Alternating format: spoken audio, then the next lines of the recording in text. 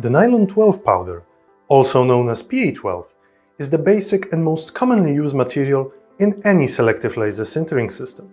To print on the Sinterit Lisa or the Sinterit Lisa Pro, we recommend our very own PA12 Smooth. Printing with this material guarantees almost perfect recreation of even the smallest details. And to have an example, let's look on this earring right here. Not only fully detailed with the carvings, but also there is a small ball inside that is moving with the movement of the earring. Another example, let's look on the bracelet right here. Detailed carvings, inner, outer rings, superb craftsmanship.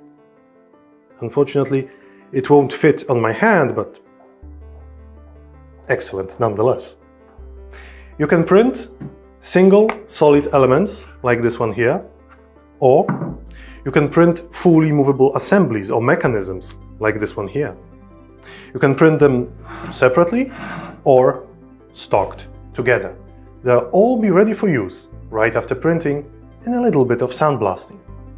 Add to that quite good material properties like structural strength, thermal and chemical resistances, and also liquid absorption, and you receive a reasonably priced multifunctional material that can be used as an alternative for other industrial class materials.